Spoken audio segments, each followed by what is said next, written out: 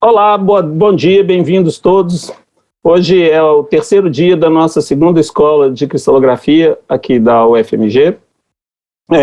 Hoje é o dia que a gente vai ter duas palestras técnicas. A primeira palestra é do Dr. Matias Maia, que é o que é o engenheiro responsável pelo desenvolvimento dos softwares na Rigaco. Ele vai falar para a gente sobre o CrysAlis, eu vou falar o título aqui agora. E a segunda palestra, na parte da tarde, é do Leandro, da Panalytical. O Leandro vai falar um pouco sobre os softwares de controle de aquisição de dados da Panalytical. Então, é um dia de trabalhos bastante técnicos. Eu espero que vocês aproveitem, porque a gente tem hoje dois especialistas com muita competência nas suas respectivas áreas de conhecimento. Então, é um dia um pouco diferente de ontem e de ontem, que foram dias de divulgação. Hoje é um dia de aprender coisas de verdade. Então, inicialmente eu vou fazer uma introdução aqui do Matias em português. Quero, antes de mais nada, agradecer a presença do Matias. O Matias Maia, ele é gerente de software da Rigaco Oxford Diffraction. O Matias terminou o doutorado dele em Física na Universidade de Lausanne em 1988, sob a supervisão do professor Gervais Chapuis. O título da tese do Matias, em 98, foi A Construção de um Detetor Multifuncional de CCD e a sua implementação de fratômetro kappa, de 4 círculos do kappa, com geometria kappa. Então, o Matias tem uma formação de cristalografia. Essa tese dele é uma tese de alguém que trabalhava do métier, do pessoal que trabalha com cristalografia. E durante o desenvolvimento da tese, o Matias, então, acabou sendo a pessoa que criou a primeira versão do CrysAlis software. O CrysAlis é o software que vem com os produtos da Rigaco hoje em dia, mas que é usado por uma série de cristalógrafos ao mundo afora pelas suas facilidades e pela quantidade de possibilidades que o software oferece. Então, mesmo, a gente tem notícia que diferentes fabricantes, mesmo usuários de outros fabricantes de equipamento, usam o software desenvolvido pelo Matias por conta das facilidades e das ferramentas que estão implementadas no CrysAlis. Eu, pessoalmente, tenho que fazer um comentário pessoal aqui. Eu encontrei o Matias pela primeira vez em 98. Eu estava fazendo meu doutorado de sanduíche lá em Lausanne. E desde que a gente se encontrou em 98, a gente, apesar de ter um Atlântico em distância depois de uns anos, quando eu voltei ao Brasil, a gente continua sendo amigos, né? O Matias é um grande amigo, a gente sempre pode dar risada, e eu ainda devo ele o carro que ele me passou lá em 2000, quando eu fui morar em Lausanne, que ele me deu um carro, eu comprei dele e não paguei até hoje. Então, eu ainda devo o Matias um carro até hoje. Então, o Matias, antes eu preciso agradecer o Matias por aceitar aqui, vir falar nesse evento com a gente, né, vir dar essa palestra para a gente, aqui na segunda Escola de Cristalografia da UFMG, e o título da palestra do Matias vai ser Processamento de Dados usando o CrysAlisPro. Para cristais convencionais e para sistemas geminados com pouca complexidade, ok? Então, sobre isso que ele vai falar. Eu espero que todos vocês aproveitem a fala do Matias, aproveitem o que ele vai ensinar para a gente. Como eu disse, a ferramenta dele é muito importante no dia a dia aqui do laboratório. Todas as pessoas que trabalham com esses equipamentos com difração de raio-x de monocristais usam essa ferramenta, que tem sido expandida, aí, inclusive, para outras aplicações, e ela é fundamental no nosso dia a dia. Agora, se vocês me dão licença, só para o Matias saber o que eu falei, eu vou introduzi-lo novamente em inglês, para deixar registrado aqui, e para ele, eventualmente, a audiência em outra língua também, se outras pessoas, deixar claro aqui o nosso agradecimento honestíssimo aí a Rigaco, ao Matias, por estarem aqui participando e prestigiando a nossa escola. So I'll introduce Matias Maia now in English for those who are following from different places or who follow this talk later on. So Matias Maia is the software management at Rigaco Oxford Diffraction. He finished his PhD in physics at the University of Lausanne in 1998 under the supervision of Professor Gervais Chapuis. The title of his doctoral thesis was Construction of a Multifunctional X-ray CCD Detector and its Implementation on a Four-Circle Kappa Goniometer. Matias is the person who created the first version of CrysAlis software, a tool that is now widely used for crystallographers all around the world, okay? Not only Rigaco users, but every crystallographers around the world, as far as I know, are using this software because it's amazing user-friendly. I met Matthias in 1998 when I was doing my doctoral exchange at the University of Lausanne. Despite the Atlantic Ocean between us, we have been friends ever since. And I still haven't paid the car that Matthias gave me in Lausanne in 2000 when I was there as a postdoc. Okay, still owe you a car. Okay, Matthias, thank you for accepting my invitation to speak at the UFMG Second School of Crystallography about data processing with CrysAlisPro, single crystals and sampling in simple and complex non-merohedral twins. Thank you very much, my friend, for accepting my invitation. Thank you very much for having you around here again, even though we are far away from each other, but we still have this kind of friendly connection among us. So thank you very much, and feel free to go on with your speech. Yes, very good. Thank you very much. One question, Carlos. Do the users see us? Yes, the three of us here. They see us on the YouTube. Everything is broadcasted on the YouTube. And so they see my face when I speak, yes? Yes, they see. So I shouldn't make silly faces, yes? No, you can do. You are... Okay. Ladies and gentlemen, thanks, Carlos, for the introduction. It's a real pleasure to speak to you today. And it's also a real pleasure to see that one of our newest instruments landed in Brazil, in your lab, and that you can experience the new things. We will section this lecture a little bit into several parts. I want to speak to you about something simple first. Then I would like to speak about some opportunities of the new systems which you are having. And if the time permitting, we will still speak about twins afterwards. Carlos is going to monitor the chat. So if there are questions and we should stop, just give a sign to Carlos and he will intervene and we can maybe discuss what is necessary. This material which is here, maybe I can escape here for a moment. I have prepared such an email for you guys. Carlos, no, it's not here, it is here. All this data which I'm using is available on OwnCloud, so probably Carlos can forward you afterwards the email to all participants so that they can download the data sets, so you could play yourself with the data sets which I'm speaking here about, yes? This material was generated for the IUCR school some time ago, and it was based on a workshop which Carla Sabotnik, CS 905, this is a lady from Virginia Tech, was doing. And we will use this as a pretext to discuss various aspects of the software. Let's do this then.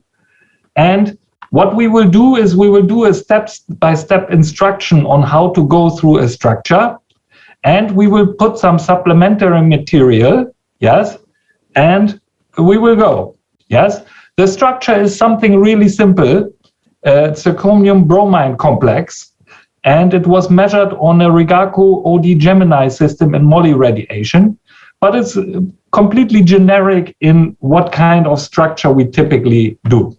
So the first thing what you always will do is you will fire up your software and of course open the data set in question. So here for this convenience we would open this CS 905, and the first thing what you would do is inspect the frames. That's what I typically do when I get a client data set which has a support issue. I first look at the frames. And for your convenience, there are here the image manipulation tools on the bottom, and there's the power toolbar, which gives you some additional tools. And one of the things is the command line, which gives you also a history window output if a procedure or something is printing something to the screen. So generally, there are two worlds. There are people who like the GUI, and there are people who like the command line. Now, depending on the likings, there are some Linux people, there are some Windows people, there are some Android people. This is the way how you will interact with this. The important other stuff, which we will discuss later on, will be the sample information and these executive summary cards so that you can learn something about your crystal. So the first thing what you will do when you have a data set, you are interested in extracting the peaks. So this is here what we are going to do. We are going to click on this first button, which is called peak hunting, and we are going to extract all the peaks. When this is done, you will have inside your software the peaks which are in your data. In this case, there are 5,000. Carlos, can you see the mouse when I'm hovering the mouse cursor? Yes, I can. You can also switch for rather than for mouse or for this laser pointer. Yes, yeah, whenever you want. Okay. Here, this is good. Laser pointer. Is good. That's better to what? That's better to follow. 5,000 reflections. Here we go. So the next thing, what you will do, you will find the unit cell for it. You click on this button, and it will find the unit cell. And it was a simple structure, so no struggles here. Yes, this is the very simple single crystal data set. And this is probably what you will experience most of the time when you are not encountering a twin. When you now go into the visualization tool, this is this Ewald Explorer for reciprocal space viewing, you will see the reflections which you have collected or the data set contains. It could also be, of course, that somebody else collects for you the data, but you are tasked to reduce the data and to analyze the data. What you can see here, this is a set of very nice spots going on a grid array, and the indexation is of the order of close to 100%. So almost all spots are indexing with the unit cell. You can, by clicking here on the directions in reciprocal space, you can flip the view directions and see the crystal under different view directions. And that is what you generally will do in order to validate your crystal structure.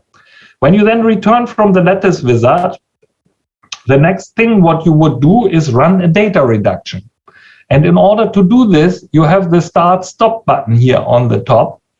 You would click on the start-stop button and you get this basic menu, which is letting you either switch to another experiment and or do different kinds of data reduction. What we want to do for this talk now is we want to do a step-by-step data reduction in order to appreciate what are the steps in a data reduction. So we do data reduction with options, and the first option which we will see here is the unit cell.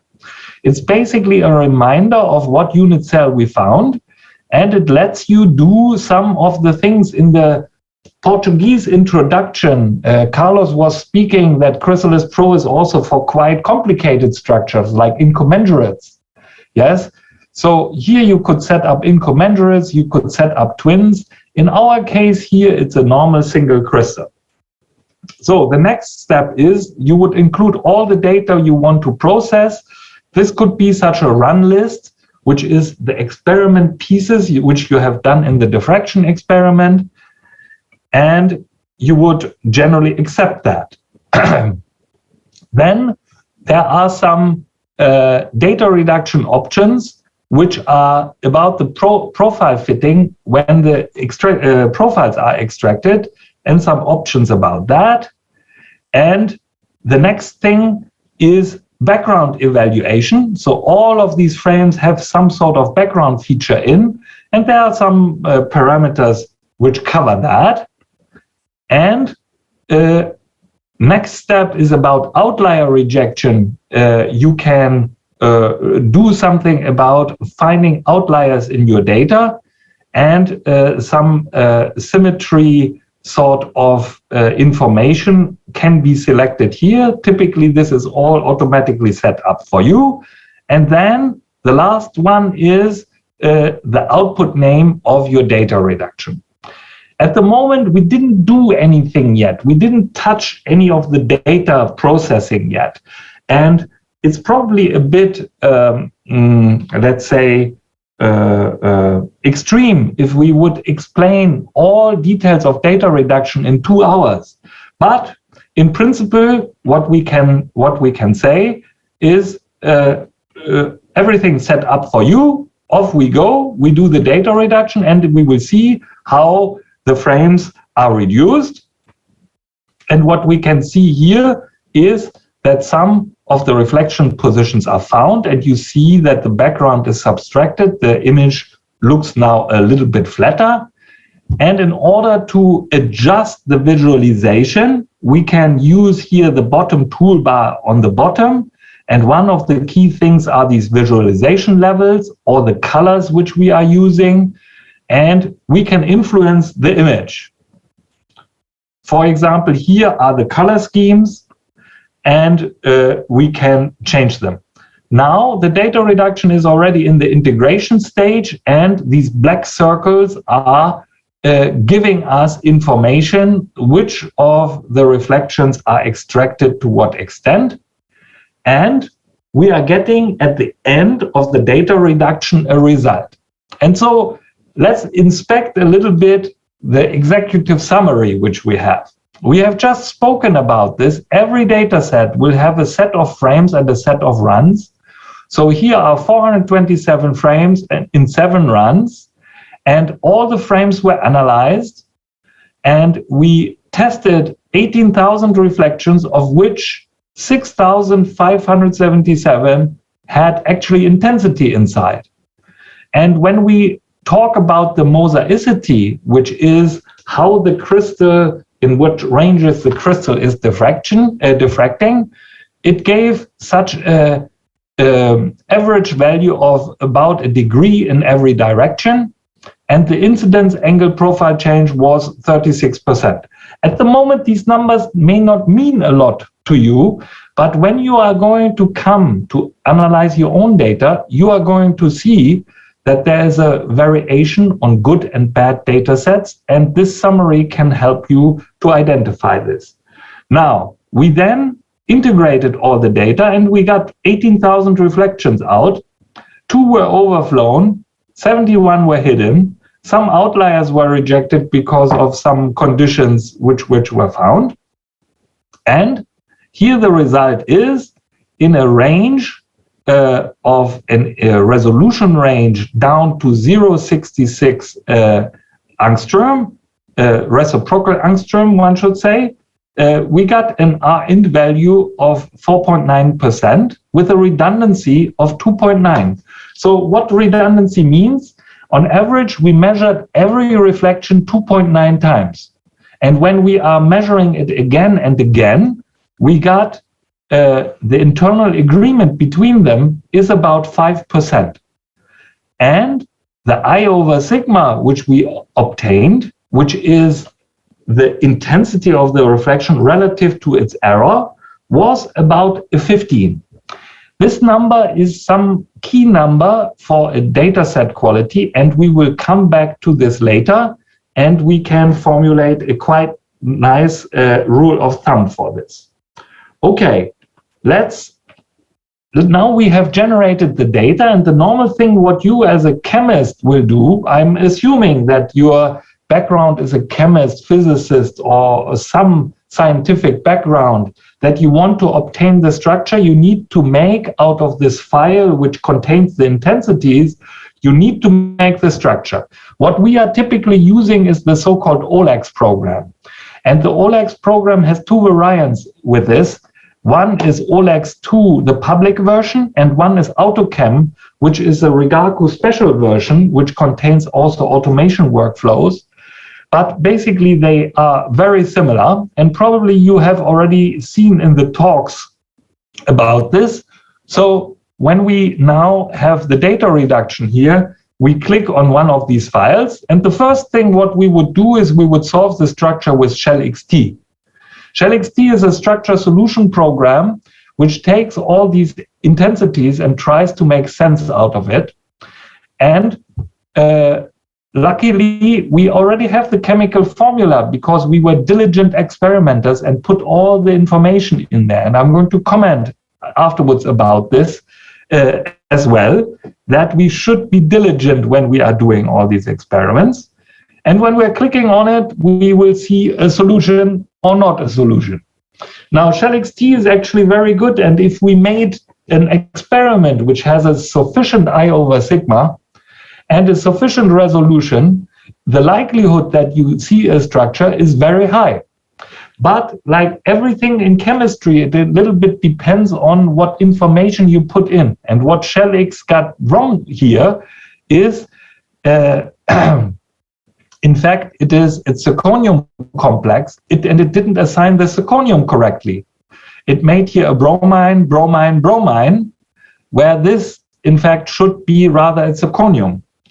And so what we do is we will select this atom, change it to a zirconium, and voila, the structure is solved.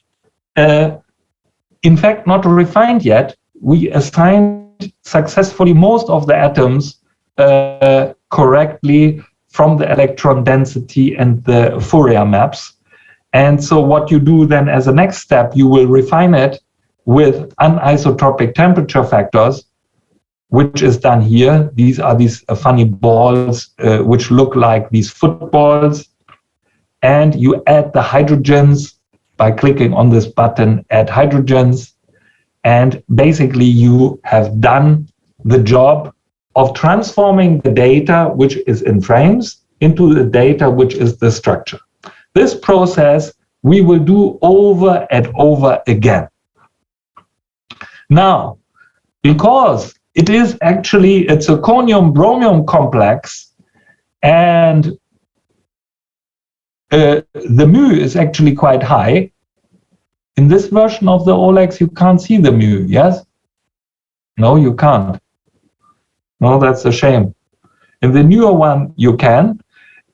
We can take a movie here, yes? And the movie of the crystal can enable us to put a shape around it. We can put overlays on this because we index the unit cell. We can name all the faces of the crystal and index them with simple indices. Now, when we do this, we will have afterwards here a shape around our sample. And if you can read a little bit, it depends, of course, on resolution. The mu of this crystal is around 5 reciprocal millimeters to the -1. I mean millimeters to the -1. And we can apply the absorption correction to get the data better described. So what we then do is we do a job which we call refinalization. We go onto the power tool button, which is containing, giving us this inspect data reduction result dialog, and we can click on refinalize. And what we can do is we can apply numeric absorption correction. And rather than solving the structure again, we are only going to copy the HKL files into our result folder to have another HKL file which contains the corrections inside. And I, for convenience, have named this UPS, CS 905 UPS. And we put this into this program, run it one more time, and we can now in the OLEX window see that we have another HKL file available, and we can use that instead. And when we are doing this, the R value still improved a little bit because the corrections gave a kind of improvement relative to the final result. Now, when we show the electron density, we can, this is this map here. When we show the electron density, we can see what is wrong in the structure. Where are too many electrons, where are too little electrons? Part of our measurement will give us the possibility to check our model against the data. And there is still some sort of residual problem here around this bromium atom. but it's not very important. So basically, we have done all the steps here, and the data which I showed you before, wait a second, I will only try to, wait a second, how we can escape here.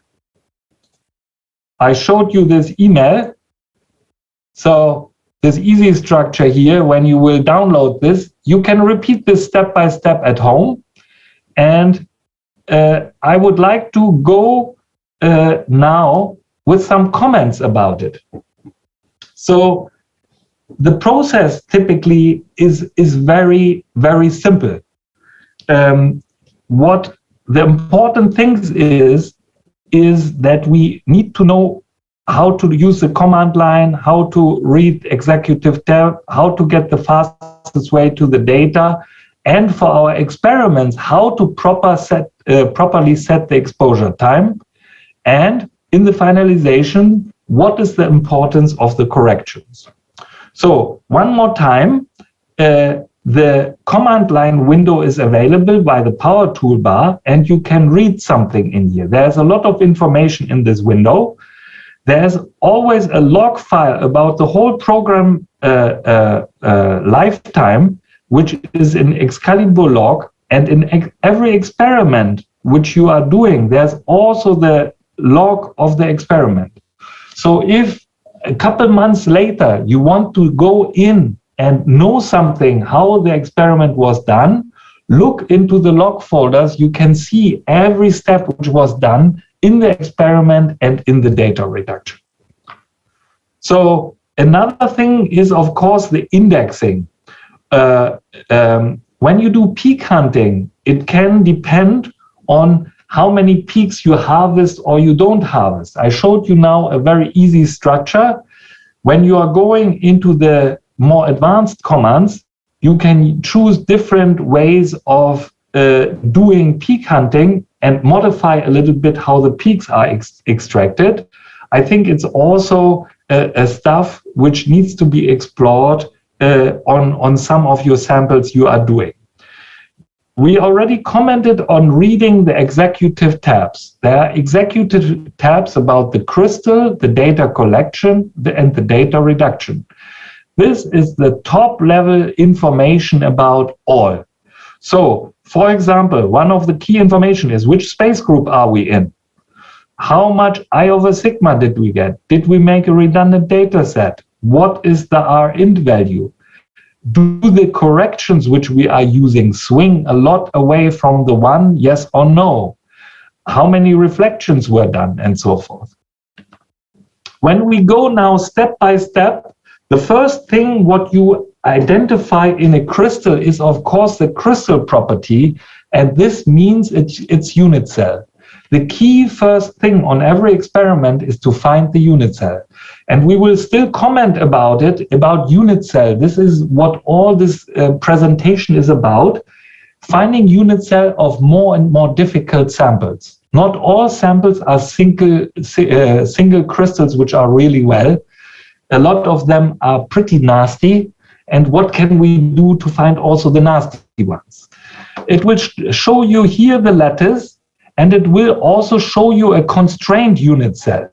Now, in the crystallography course, which I hope you did at the university, or maybe did with Carlos, or maybe studied in books, tells you that there are different symmetry classes of the crystals. In total, there are 7: triclinic, monoclinic, orthorhombic, tetragonal, trigonal, hexagonal, and cubic. Each of the crystals will fall into one of these categories. And for example, here, the lower symmetry is P2, 2 over M with a P lattice. This you can read from this summary class. And this is what the program has found. Now, there's a link on here to the CSD. This is an extremely useful link. There were more than 1 million crystal structures done already, and it's a likelihood that you did already a crystal structure which somebody else did. If it will appear in the CSD, it's quite likely that you repeated another structure which somebody else did. And the second number here is the local database of your lab. Carlos, are you using the local database? No. Yes? No. We should speak about how to activate this when Pierre is teaching you, yes? What this can do is you can have all the structures which you ever did in your laboratory to identify false positives. For example, where somebody is repeating a same crystal one more time, or he is repeating an educt rather than a product. He crystallized not the final product, but he crystallized actually the starting material. And so the second number is your local database. And if a number hits here, generally it means, oh, probably I did something already. So you should expect here a typical 0, 0. But of course, crystal structures can be similar. You are working on materials which somebody else already did with zirconium. Imagine the same structure now done with another transition metal. It will be probably very similar, but not identical. Yes? So this you can learn here from the Crystal tab. And the other thing, what the Crystal tab allows you, it allows you the access to the movie to see how your sample looks like and some sort of automated unit cell finding and peak hunting. The data collection, when you make lots of experiments, and I hope you guys are going to make lots of experiments, because only when doing experiments, you are going to, and one very useful feature here on the data reduction tab is you might discover that part of your experiment actually was not good.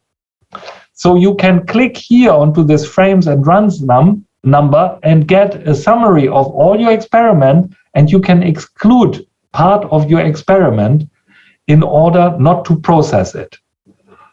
So that there are all these links here, and I invite you to try them out. Or everything which is underlined, like in a web page, you can click on and it offers some additional functionality. The fastest way to get to the data, and this is what I always do if I have a problematic data set, I run full auto analysis, because the built-in algorithms are very strong. And so running a full auto analysis is like the full auto mode. You know, questions asked, the machine just runs through, and it usually comes up with a quite reasonable result. I now want to switch a little bit from processing data to make the data. We want to make an experiment, yes? And of course, in the course, you have already seen for the experiment, you need a crystal. And that is the starting point, of course, of X-ray crystallography. You need to mount a crystal, and you need to judge whether this crystal which is mounted is actually good. So what do? You screen it or do a pre-experiment. Screening means that you test the crystal with a shots of X-rays and say, is it good enough or should I look for another one? I want to make a comment about how professionals are working with X-ray equipment. On average, people mount 3 crystals before they decide to measure one. When you are not, it's not in every lab, of course, the same, yes? But sometimes when you are not sure about it, I invite you try from the same material different crystals and learn to judge yourself whether you cannot find a better one. Do not believe the first crystal which is shining is the best one. Best means maybe in the diffraction power. Best may mean that you don't have funny spots in there. Best may mean various sort of things. But looking at all our client data, on average, people mount 3 samples before they measure.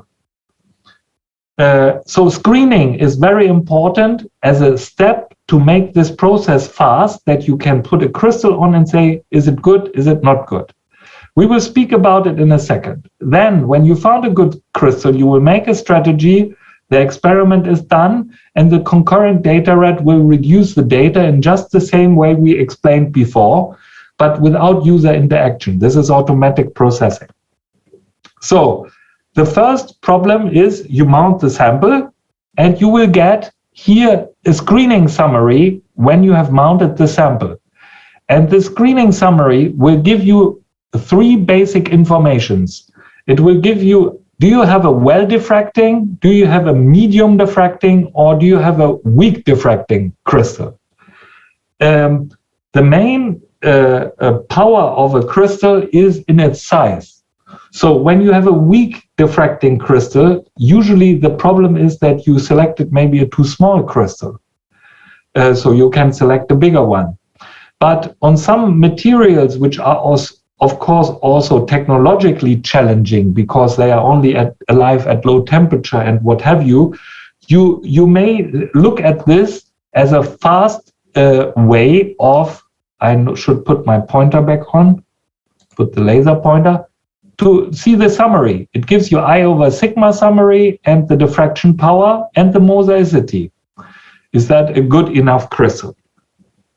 Once you have found one, you will do a pre-experiment, which is an experiment to evaluate what are the ideal conditions for collecting the data. This is an automated process, but you should select for what purpose you are doing this.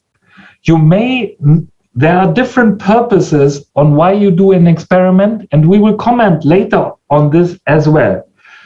One thing is to collect the data for publication, but it may also be that you only want to collect the data for just getting the connectivity to check that your synthesis was right. And you actually don't want to publish the data, then you can save a lot of time by making a reduced data set, and we are going to comment about this, okay?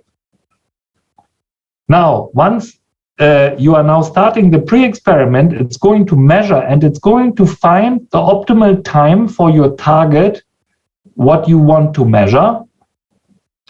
And it's basically like an opinion poll on the crystal to know how strongly it's diffracting and how much time it's needed. And then it's suggesting this in the strategy window. This is the time for this crystal and for this target of I/sigma 15, which is required. Carlos was already saying that coming from the CCD detector, your new machine is actually very strong and very fast. But still, it contains the same basic modes of operation. It will make an intensity shot of your crystal, and you need to find the proper exposure time. And so I want to explain to you now what this I/sigma means. I'm not sure if you are familiar with the term. It's a physics term. It's the value over its error. So when we are measuring a crystal structure, we are measuring intensities of the diffraction. And each diffraction has a value and it has an error associated to it. And we want to understand how the error is influencing our final result. There are going to be hardware things which influence it, procedural things which influence it, and data reduction things which influence it. In X-ray diffraction experiments, they are governed by Poisson statistics. And probably in your courses of mathematics, you heard about Poisson statistics. This is this bell curve nice distribution. And the error of a Poisson statistic distribution of a stochastic effect is the square root of the value. So the sigma, the error, which is called sigma of this value of I, is the square root of this. And as a rule of thumb, the I/sigma value which you see, if you make the inverse from it, this is going to be the R1 which you are seeing in the OLEX program at the end. So now this is an important thing to digest. So for example, it's of course like this, that everybody of us wants to measure the best structure in the world. But in order to measure the best structure in the world, we need also the highest I over sigma in the world. And unfortunately, time is limited. Yes? So we can only do so much. But as an estimator, you can see on this executive tabs this I over sigma. And let's use a couple of one. I over sigma 10, the inverse of this is 0.1. 0.1 is 10%. So the R1 of an I over sigma data set of 10 cannot be better statistically than 10%. Again, it's a rule of thumb, and a crystal structure is more complex than this, but as a good starting point, if you measured a poor I over sigma for your data set, you cannot expect to get 1% R1 values. So let's see how we can influence this I over sigma. Well, the I is very easy to influence by time. The longer you measure, the more I you get, and the lower the error will become. You can choose a bigger crystal. You can ask your supervisor, for example, Carlos, can I use the new machine instead of the old machine? I need the new machine because I have such a small crystal. Yes, you can. Yeah. You can choose the wavelengths. Copper radiation typically is much better than moly radiation, but there are also some further limitations on this. You could change the power on the tube. That's not so much efficiency, yes. Sample temperature. At low temperature, the samples diffract 3 times more than at room temperature. So typically, the experiments are done at low temperature. And you can do redundancy. By repeating a measurement again and again and again, of course, you are averaging and you are getting a better I because you accumulate the counts of the redundancy. So, influence the sigma, less background. So, for sure, in the course, you will be taught how to mount the samples. And when you do this for the first time, you are so excited that you use a lot of oil or a lot of glue. When you use a lot of glue, you produce a lot of background. And the background is influencing your sigma in a negative way. Do not do this. Try to use less oil, less glue. Use a sample carrier which is smaller and smaller. Yes. What you ideally want is only the sample in the beam, that the sample is roughly of the beam size. Your new machine has a 100 micron beam, so your typical sample size will be 100 micron crystal, which you are going to measure. Of course, correlation and technology also helps you. There's a lot of progress, how the detectors are made, how the sources are made, and so forth. So how do I increase my data quality? Of course, extending exposure time or increasing redundancy. Now, redundancy is a good choice when you want to make corrections. So here are 2 rules of thumb. Again, extend exposure when you have a weak crystal. Extend redundancy for good scaling and absorption correction. When you're working with really absorbing samples, you should make sure that you have a decent redundancy.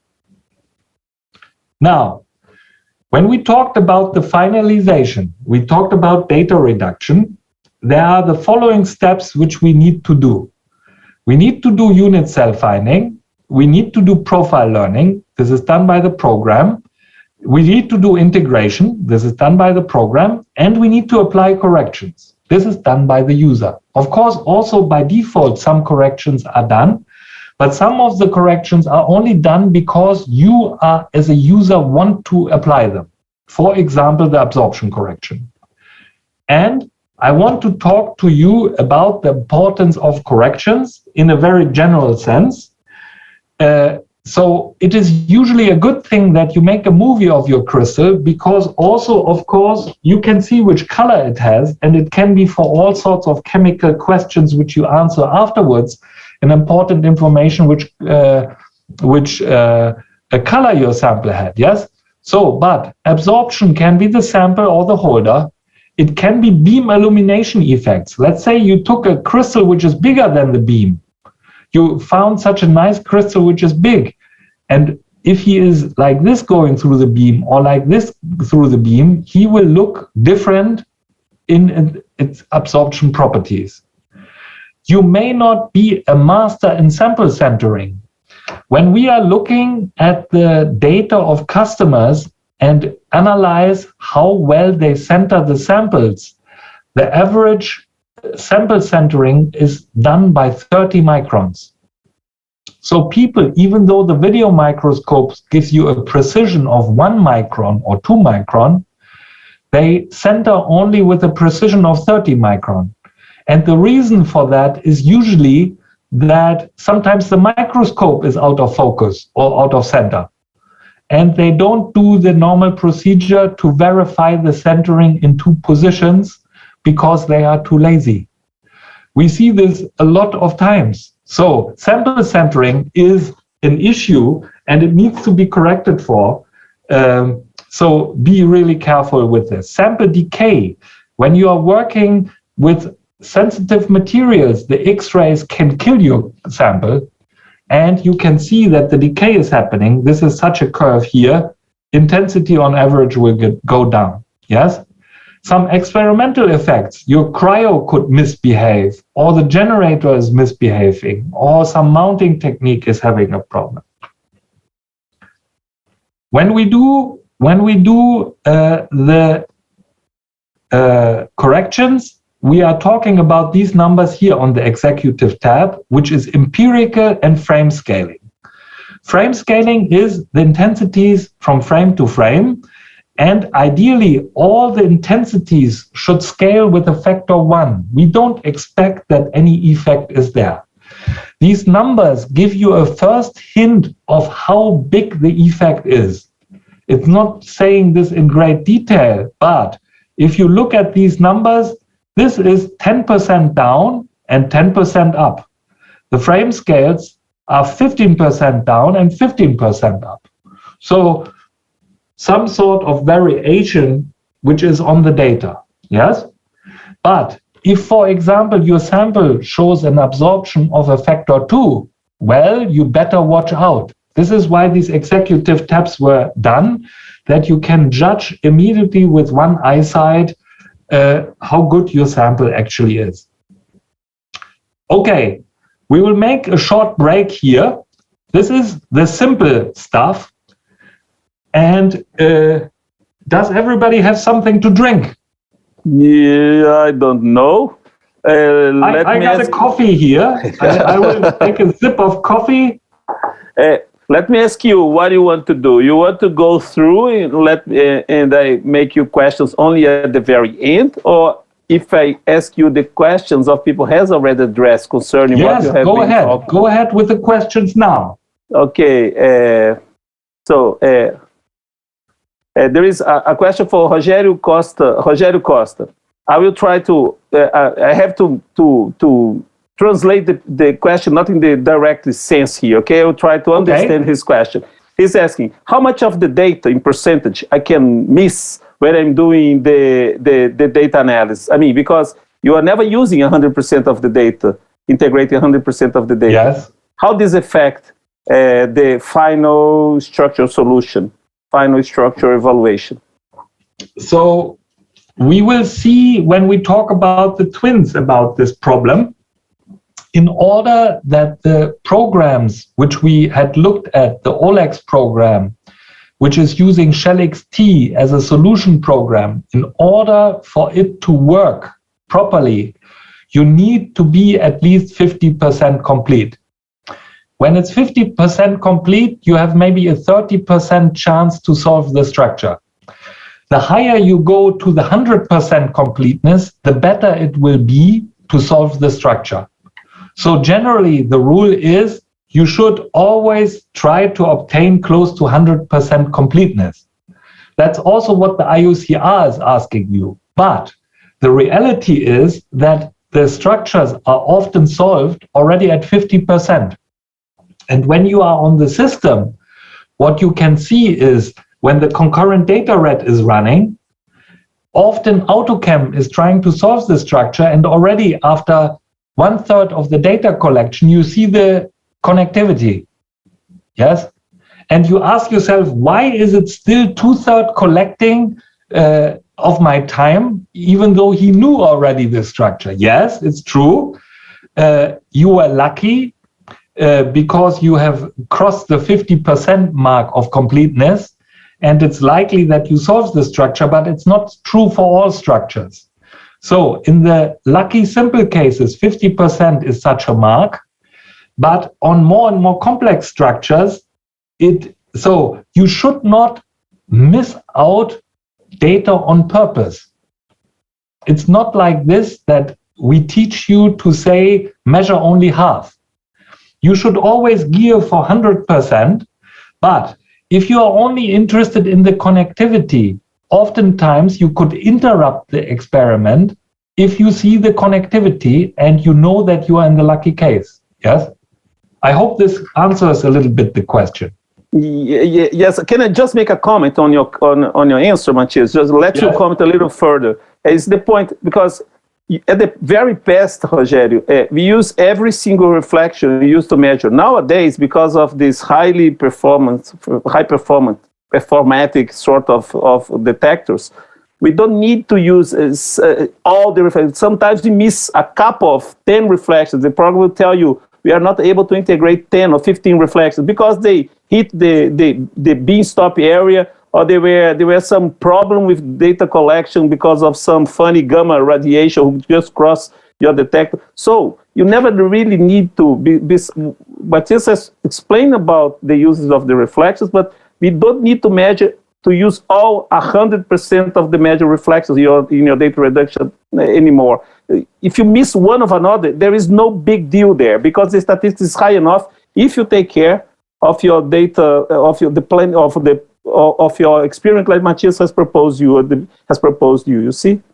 So the problem which you will encounter when you are incomplete is that you have problems make a publication of this, because the publication institutions, they ask you to be near 100%. If you come with a data set which has 50%, you have to make a special explanation. This is why we disadvised it, and it's good scientific practice to be complete. Maybe one more question and then we continue. Okay, the second question, Matthias, is from Juan Camilo Delgado Savreda. First of all, he thanks you very much for the class. And he said that can the program show us some impurities in the samples? How we could guarantee that the sample has a pure phase of its in fact a single crystal?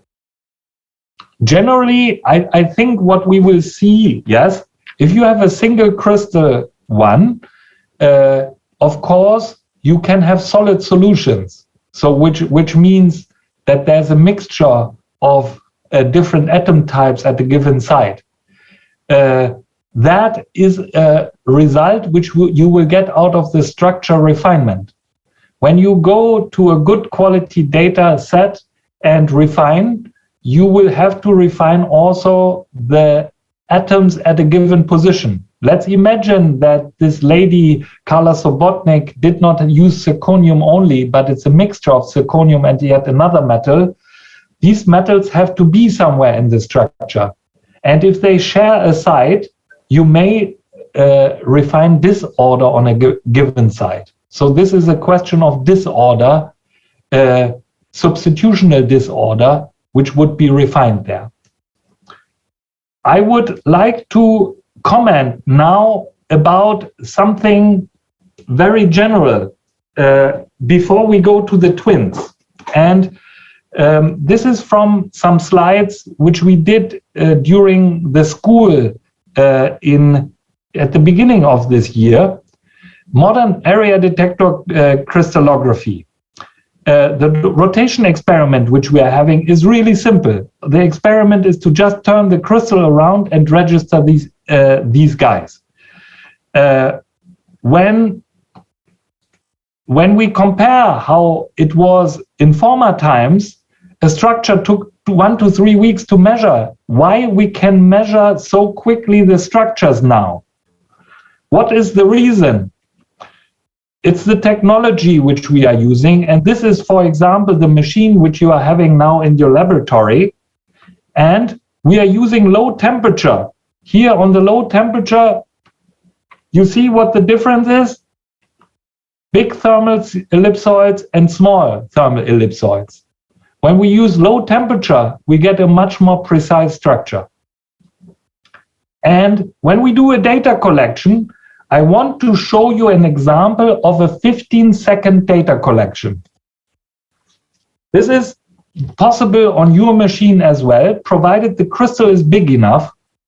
We put the crystal on and measured it in 15 seconds.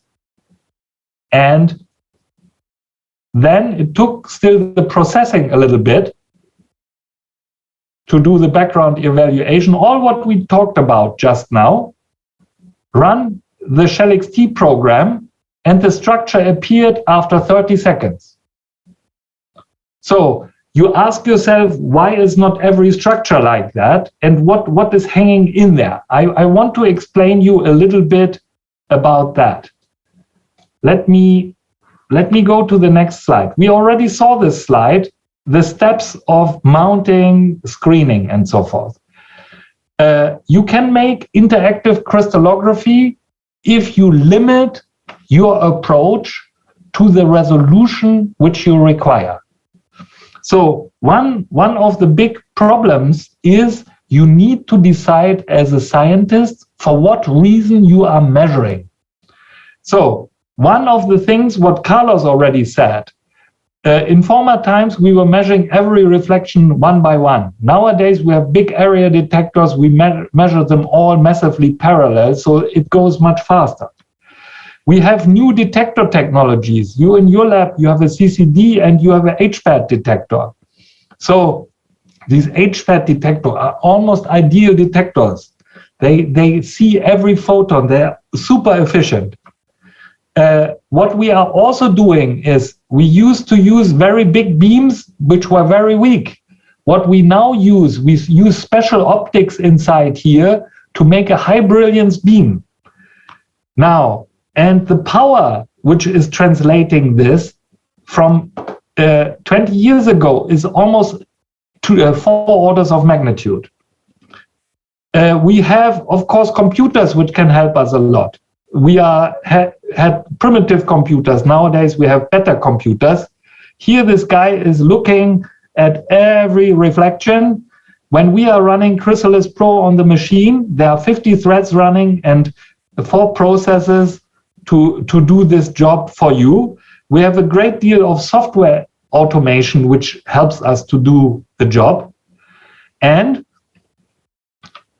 the one key question which we have to answer ourselves is, what resolution do we want to measure? And I want to show you this with a view graph on the machine. This is the machine which you are having in Brazil, the 2 sources, and you have an area detector here, and you can position the area detector at different resolutions, at different theta's, yes? And this is a picture of myself from younger days. And I think you appreciate that when I'm using this with a 35 by 50 resolution, you cannot see a lot of myself. With a bit of higher resolution, you can see already some features of myself. And only when you go into a good resolution, you can see the eyebrows and the details of it, yes? This is, of course, also true for the crystal structures. We have low resolution, medium resolution, and high resolution. And what does this mean?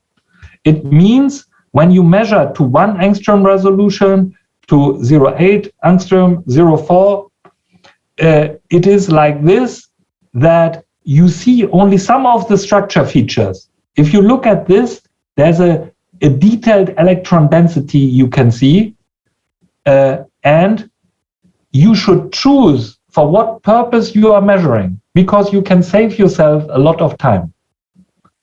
Because, of course, it takes a lot longer time to measure the high resolution, yes? But the higher the resolution, the more structural detail. So when we are making this, we call this in our workflow a what is this structure. And we say the relative time is 1.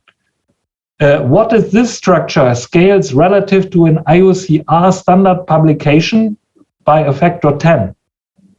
When you make a high-res structure with a very high quantum crystallography quality, probably you measure 100 times longer in order to see all the reflections of the crystal. So resolution is your critical time scaler. So I wanted to make this point about the resolution because not necessarily all structures need publication. Yes? So you can do such a sort of stuff for you. Yes? Okay. Let's skip this thing here. And I want to now flip to another subject, which is twins, handling twins.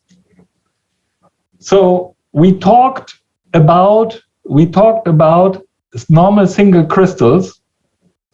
We will now talk about twins. And for the workshop, we are having 2 data sets. One is a simple twin, and one is, let's say, a more difficult twin. And both of them are also available as the data sets.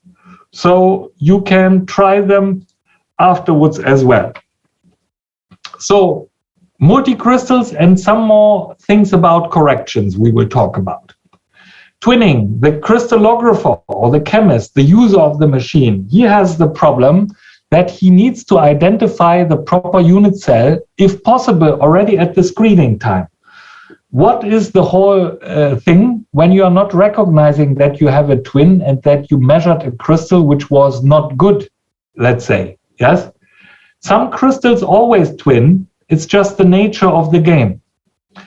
Reduce overlapping data, deconvolute, correct the data, solve the structure, and we will come back to the comment of what the one question was. Now, what is the difference between a twin and a multicrystal? In principle, you could put 2 single crystals on the stick and measure 2 different crystals, and this 2 different crystals is a so-called multicrystal. CrysAlisPro can also reduce multicrystals, but they are slightly different than non-merohedric twins. The non-merohedric twins are the twins which are of identical type used. So multicrystal is when the unit cells are different. A twin in the sense of the word, rather the non-merohedral twins, is when they have identical unit cells. So when you are screening and you are having such a result like here on the left-hand side, 100% well diffracting, everything is indexing, it's green, well, probably a single crystal. When you have 50% indexing, weakly diffracting, yes, well, it's quite likely something is fishy here. So I want to show you now what kind of fishiness you can encounter in real life. This is the Ewald picture of 2 types of twins. One twin, which has like quite chaotic looking, let's say, arrangement of dots, and one with a very particular one, which looks as if some reflections are missing from time to time. Yes?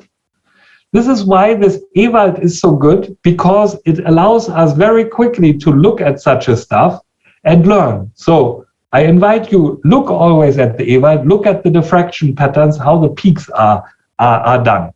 So for this, I have put you 2 data sets. One is called POL 411 and 426.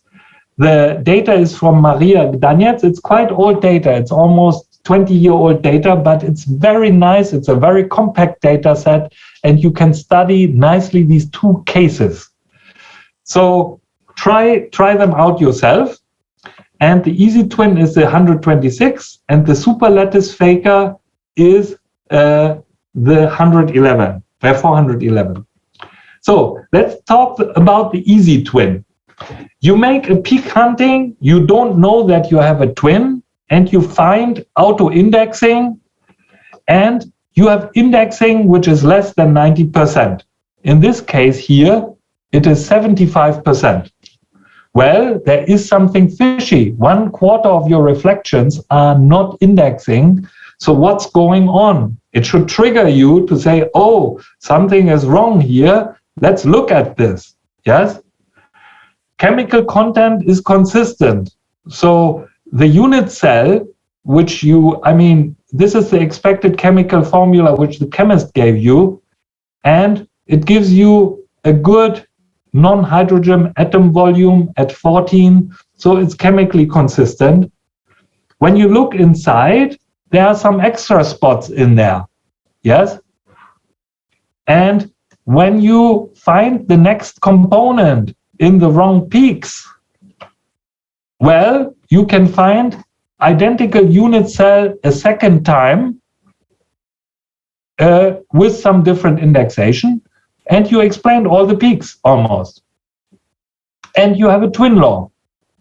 So you have two crystals which are grown together on top of each other, and they are rotated around the crystallographic direct direction of A axis by 180 degrees. So basically, it takes the unit cell, flips it 180 degrees, and glues it one more time in. So that is an easy twin because the indexation was showing you that this is what the problem is. The difficult one is when you are having this other twin, which is suggesting you a supercell.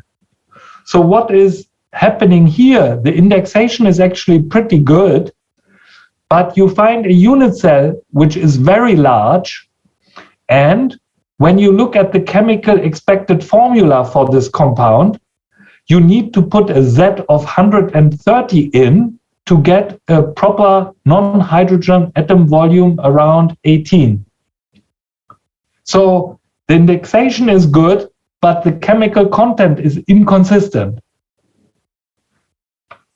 And when you look at the unit cell, you see, oh, this unit cell was not properly found. It found a supercell. Because in order to explain all these spots, you need to use such a extremely large unit cell, and in reciprocal space, it's a small unit cell, in order to explain all the spots. So what you can do? Well, you can use one of the tools, which is this lattice it, find periodicity, and select some of the reflections and find the unit cell in these subgroup of reflections and find in the wrong peaks the next unit cell, and you get the twin law again. This time you got a much smaller unit cell. If you remember, there was like 40 angstrom, 30 angstrom. Now it's 9, 12, 11, and it's much more suitable, and it has such a twin law. And we index all the guys, and here with a Z of 4, we can explain all the content of the unit cell quite well. It's chemically consistent. There are also, of course, other tools which you can use, especially is this one. This is the find unit cell with options, which is one of the tools in the lattice wizard. And you can put in a maximum lattice direction and let this guy find this. And this is also a way. Now, I put you here, this super lattice faker in and simulated it. And the data contains only the screening or pre-experiment data. It's actually quite difficult to judge from this few reflections if this is a twin or not. Yes? So I'm not saying that this is easy to find a twin, but the likelihood to find and encounter a twin is something like this. Maybe every second or third crystal is a twin. Among all the twins, 2/3 of them are easy and 1/3 of them are difficult. So the likelihood that you encounter difficult twins is rather low, but yet this is why also the screening is important. Try other samples. If there's no sample without twinning, you have to live with this and try. So you can use the custom unit cell like what we said here, and he found the unit cell, and you can, of course, also on a few reflections find the twin. Yes? So all these tools also work for few reflections, so use them also. Once you have a twin law, you can use a strategy with a known twin law in order to make the two twins which you have and encounter complete. So once you have found the twin unit cell, we are back at the same place which we already saw in the first part of the lecture. We need to do data reduction. And what we now see is the second section here, where we have the twin components. And they are given here as a reminder. And you can do these data reduction with twinning. And I want to now explain you something which is a little bit weird, because when you have two diffraction patterns on top of each other, you can encounter two extreme situations. Either the two reflections are fully separated, or they are unlucky and they are fully overlapping. Now, when you fully overlap, you can't say a lot, because it's the sum of two, and it's for you almost impossible to know whether this, how they separate to each other. So in between the two, deconvolution is possible. Deconvolution is a way when you are seeing the profiles and know the profile shape, and this is what the program is learning, he can judge and make the integral of these overlapping peaks and compute what the integrals of the blue and the red line are. The limit is roughly 80%. If they are overlapping 80% and you can still see a bit of the tails to either end, you can still judge what kind of intensities they are split with. But the 80 to 100% overlapped reflections, you can make no judgment whatsoever. And now we come back to the question what we had before. Can you solve the structure with having some of the reflections overlapped and which you can't separate? In the older versions of the program, we were treating them separately. In the newer versions of the program, we make this profile decomposition all the time, which is very good. And what we can see, we have playmos, how we can use HKLF4 and HKLF5 files. These are files, HKL files, which we can extract from the data of the data set. So, in order to solve the structure, we can't solve the structure on a twinned crystal.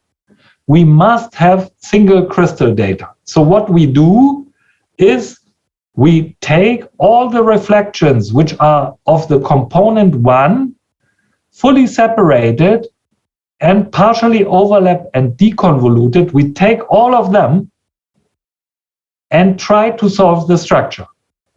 And now comes the question of, what was the guy's name who had the first question about the completeness? It was Rogério. Yes. Rogério Costa. Exactly. Mr. Costa was asking, can you live with incomplete data? Well, in a twin, you have to live with incomplete data, and you try to solve it. So if you are lucky and you see the structure, well, everything is fine. But what to do if you can't see the structure? So what you can then do, you can get extra data. you are now getting data from the second twin, and you scale them together. Okay, you try again, and it may fail. Yes, there is a trick for this. It's called multi-HKLF4 file, and you can put all of this together. And sometimes you are lucky, but sometimes you are still incomplete to maybe only 70%. You are only complete to 70%. In this case, you can take data and add also the fully overlapped data to it, because you need to jump the thing that you solve the structure. So you could, for example, even though the intensities are not good, you can just solve the structure. And the problem is here, some of the data has not complete data, for example, and it gives a garbage solution. But if you are putting all the data inside, you can solve it. But the R value of this data may not be very good. So once you solved your structure, in whatever way you did it, with the twin HKLF4 or whatever way you used, you go now back and make a refinement on the good HKLF4 file.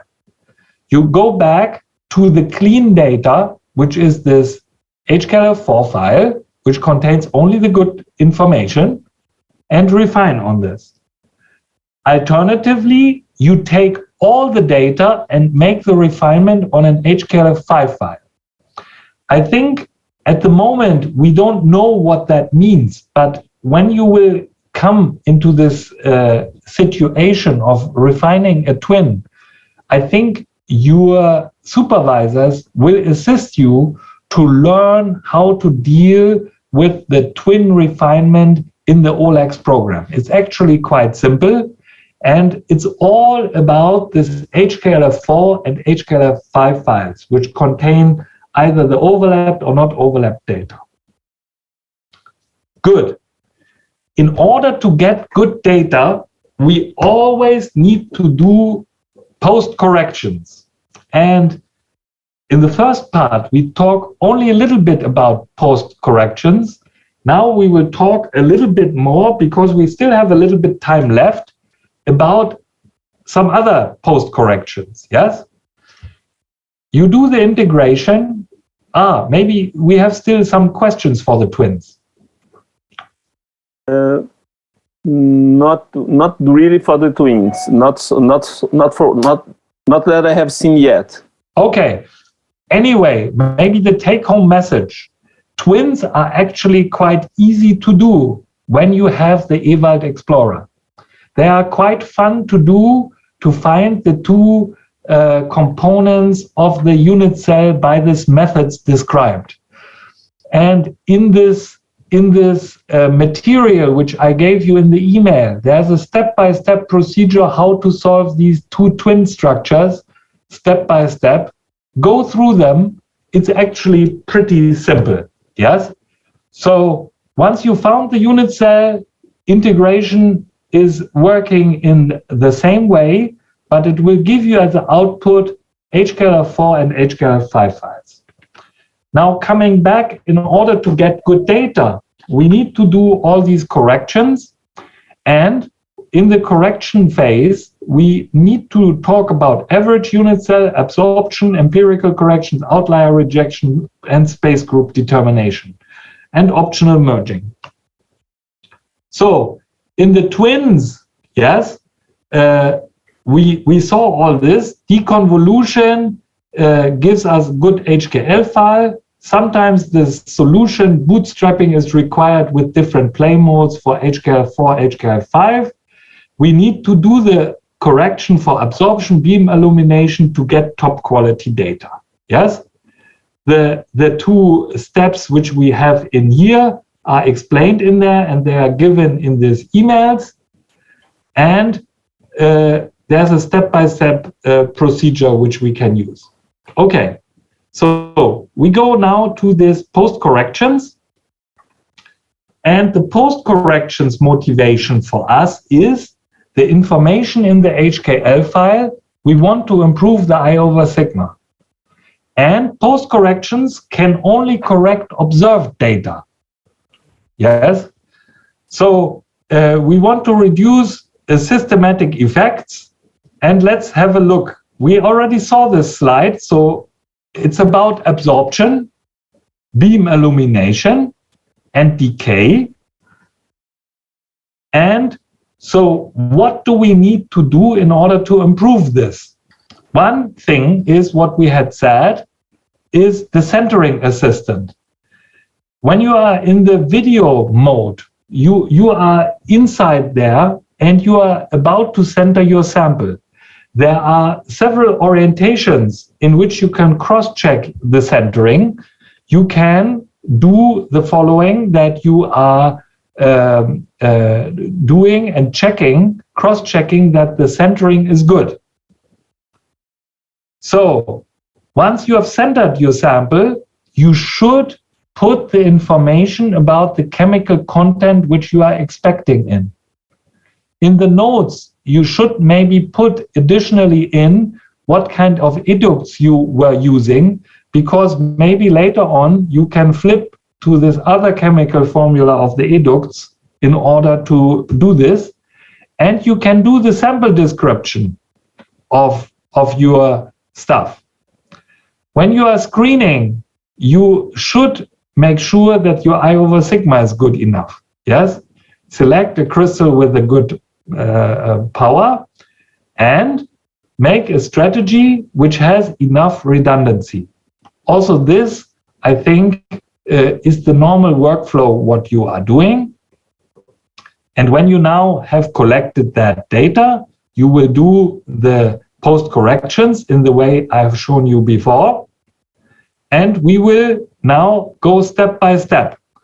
The average unit cell, when you are publishing a structure, after you have had the unit cell of a few frames only, you have now the unit cell of all the data set. This is the unit cell which you are going to publish in your publication. And it's going to be made in the post-integration step with all the 3D profiles known, and all experimental aberrations are corrected for. That is the best unit cell you will have. When you select the space group, sometimes the space group also may induce that the unit cell is flipping, but that's yet another story we come to later. Now, absorption correction. A lot of people make the movie of their crystal so that they can analyze the crystal shape. When you select your sample and you have the choice between a nice shape which has nice faces and a rotten one, always choose the one which is nice looking and has nice faces, because it will help you to do absorption correction correctly. So that is what is done. So when you have the movie, you can assign the shape to it, and you know what the indexation is. And I want to give you only a couple of shapes here, which you can have. Not all shapes always look good. Some shapes, they are maybe balls because somebody has prepared a ball and you have to approximate them with a sort of box shape. Here, for example, it's not very well done. Yeah, you see the little bit of black area, but in first approximation, this is okay. And you can do the absorption correction. And what is interesting here is you can use this Gaussian GIT absorption correction, which allows you to do beam illumination correction. I want to show you now for a crystal structure what the effect of this is. The effect is this crystal, which is horrible by its shape, has an R end of 50%. Why? Because it's very absorbing. It's a mu with 20 to the minus 1. It is yttrium containing, and it had 50% R end. Terrible, terrible. But once you made the absorption correction, you got 20% R end, and the I over sigma went up a bit, and the R1 of this structure dropped quite significantly. Yes? So good thing that we did the absorption correction. But I don't want to show you this is the end. Yes? post corrections, the empirical corrections, can only correct observed data. This is a nice peak, no noise, but there are also weak peaks which have noise around them. There's medium peak, and there's high noise where you basically don't see the peak. Yes, in these we can't correct something. Here we can correct something. So, strategy dilemma, redundancy versus time. We talked about this before. If you have a crystal to make the eye higher, either you can use time or redundancy. Redundancy helps you to make a consistent correction model for your crystal. And by default, the workflows are done like this, that an average redundancy is there, which allows you always a good correction. But some crystals just require a bit more. I think you are not doing high pressure work, right? No. Not yet? Not yet. Not yet. High pressure, of course, is yet a different thing. They put the crystal in a high pressure cell and you have even less data. So let's not talk about that, but let's talk about the logic of the empirical corrections. When you are making the same measurement again and again and again and again, you will have a correction factor for each intensity. Yes? And in order to learn this correction factor, redundancy is a key ingredient. If you don't have the same reflection measured again and again, you can't know that they are different. So if you would only have the unique data, you would be unable to correct at all. So you need always a certain level of redundancy in order that your corrections are working well. And so what we can do is we can do scales, empirical absorption, decay, and sensitivity.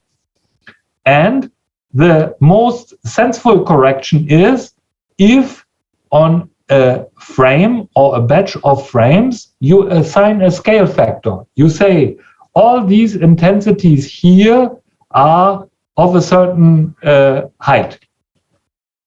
And this could correct some effects in the data collection. The other thing is empirical absorption.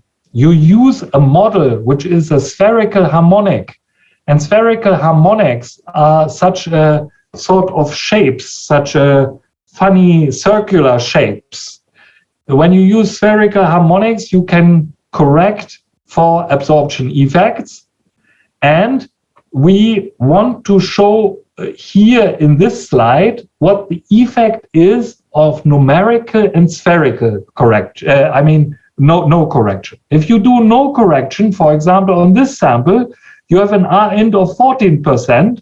If you use empirical correction, 4%. Super. We corrected some of this effect, and the intensity, the R1 and the I over sigma increased, so we did a good job.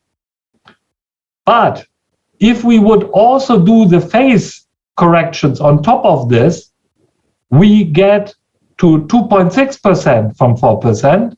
And if we use both of them together, we get 1.8%. So in cases where your samples are very absorbing, so for example, here I over sigma, the mu is of 17, it is very important to do empirical and numerical absorption correction, because it will have a significant impact on your I over sigma and the final R you obtain. Why is this like this? The empirical correction is by default done, and it doesn't require any user interaction. This is why it's done automatically. But making this shape around it is a painful process, because the user has to do it. It's not painful, actually. It's quite fun. It takes maybe 2 to 3, 5 minutes, but you have to do it. And it at the moment can't be done automatically yet. Another play mode is decay and sensitivity, that the detector is not sensitive in all places, but you have well-calibrated detectors, so this play mode is not a problem in your case, but decay can be a problem in your case. when you have sensitive samples. After you did all these corrections, your data is better because you corrected for absorption and empirical effects. You still do a thing which is called error model fitting. Error model fitting is that the Poisson statistics are agreeing in all intensity ranges with each other. And what you do is you do a so-called chi-square test. And this chi-square test should be a flat line. And usually it's not a flat line because there are systematic effects in the data which we are not aware about. And so what you do is you fit such a model and you try to get this more or less flat for all intensity, and this will put it all together. Now, when we do this with this terrible sample, which we have seen before, which had 50% R-int, we do empirical, we do absorption, and we put all together. Well, you see here also such a significant thing, which is that the I over sigma and the R-int can be improved dramatically. All these corrections take a lot of time. Nowadays, we have good computers. They use multi-core. So it's not a problem to use them. When you do a normal organic sample, absorption is rarely an issue. And when we do absorption correction on an organic sample, which contains only C, H, and O, you will be very disappointed. Absorption correction doesn't help you a lot. Sometimes it does when the crystal is very anisotropic, but oftentimes the result is identical. So I invite you to try out, reduce your data with shape absorption, without shape absorption. When the mu is low, it's not necessary. And the borderline case is a mu of 5. When the mu is a mu of 5, usually the numeric absorption correction where you need to make the shape is such a stuff which you need to do. Now, at the end of this whole process, you select the proper space group. And of course, most of the time, this is quite okay because it's automatically easily done. But there are tricky cases, and especially in orthorhombic, there are several space groups which can be found, and not necessarily the automatic space group found is the good one. You might need to go in again and find the proper space group.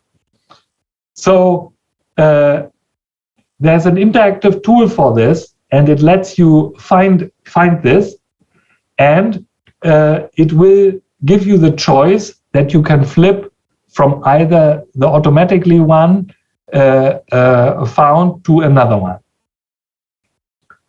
Now, you will work with other programs. OLEX is not the only program. There are other programs out there. There's Yana. I'm not sure, do you use Yana in Brazil in your lab? Some of us, yes. Some of us. So there are other programs you can use. So there's the Yana program, there's a cystals program. So you can integrate, and we try to integrate with all programs which are out there. There's, for example, ShellXL, some people are using. So we can integrate with this. Let's summarize all that. When we do post corrections, they are very instrumental for good data on area detector data. Redundancy enables most of these corrections. Redundancy 3 is a good start. When we can only correct observed data with the empirical corrections, so use right exposure and technology. Don't make data sets where I over sigma is only 5. For absorbing sample where mu is over 5, use numeric phase absorption correction, take the effort, it usually pays. For samples with mu under 5, generally empirical corrections are sufficient. Anisotropic sample may require beam illumination correction, especially with your new source. The micro sources have an extremely tiny beam, and it's extremely sensitive if you are using a sample which is non-isotropic. Wait a second. This is a non-isotropic sample. It is longer in one direction than in the other direction, and depending on which orientation it has, you might need to correct for that. Use modern mounting technology. I am amazed how many people use bad crystal mounting. Rather than buying a new machine, they should use a new crystal mount. Make sure that you use optimal crystal mount. Speak with your supervisors about a good crystal mount. Use modern mounting technology. The workflow in CrysAlisPro helps you to do the steps. Follow the workflows. Don't walk away from this path. Put in the required information at every step, and don't think it will fall from the sky later on. Then it helps to get most of the corrections actually quite okay. So I stop here, yes, and we can take some more questions. But I would also like to invite you. During the pandemic, we did a lot of online training courses. And my colleague Pierre, which is here on the call as well from RAC, which is Rigaku Americas, he also participated in these schools, and they are all available on the forum of Rigaku Forum. So join the Rigaku Forum, and you can see some of these lectures based on these subjects in a more elaborate way. Step by step, other examples and so forth, problematic samples. In 2 hours, you can't do the whole of single crystal diffraction. This gave you a flavor of how an easy sample is, how a twin sample is, how the technology is, yes? So maybe the questions. Matthias, thank you very, very much, my friend. Lovely talk. Okay, and we fully understand this time, in this 2 hours time is not enough. I fully agree. Let me while I'm preparing the questions here, can you show the Rigaku Forum website for the guys? Yes. Because this is very, very handy. I fully agree with you. Just to show the guys here, let's register on the video. Where is the Rigaku Forum? How to subscribe for the Rigaku Forum, people? That's exactly. Very, very useful. When you are in the CrysAlisPro program, in the help menu, there are some help links here, yes? And the last link on the bottom is the Rigaku Forum. And I am now already automatically logged in because that's, let me see where you can log out. Do you see user on the left? User. No, this is the profile. Here is log out. Log out. That's it. So okay. So that's the address. When you log in, you either have already an account. I have, of course, an account already. But if not, you register for the forum and you put in from which institution you are coming and which instrument you are using. The email will be verified, and it's a good idea. It will give you some extra information. And when you log in there, then you have here general updates. For example, here, practical school for crystallography. You have school announcement, course materials. So there are plenty of resources here. And of course, there are also software things, different literature, posters, topics, you know, so there are plenty of information which you can access and which can expand your knowledge if it's required. Yes? Thank you, Matthias. Thank you. I have a couple of questions here for you. I really want to prompt you. Some of them will just give you the opportunity to come back to the things you have already spoken during your lecture, okay? And I'll try to keep myself, I will not get involved in the answers anymore. I'm sorry. I'm sorry. It's your show. It would be a lot of fun in the lecture hall now. Yes.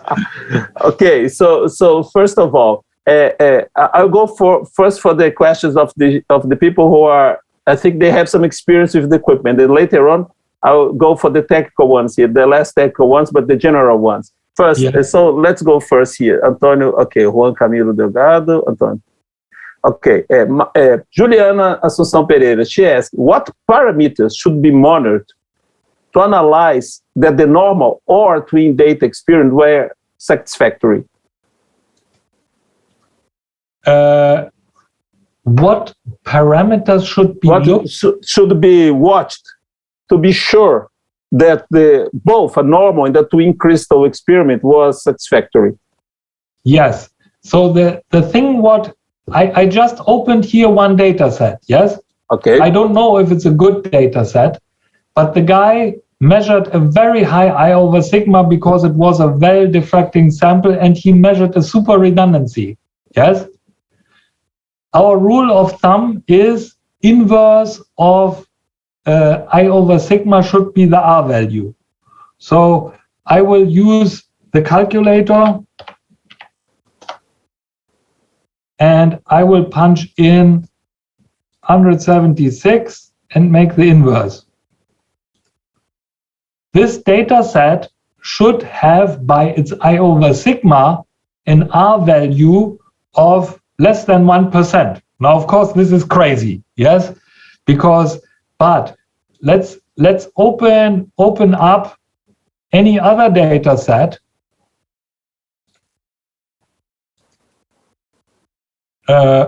which we can just find,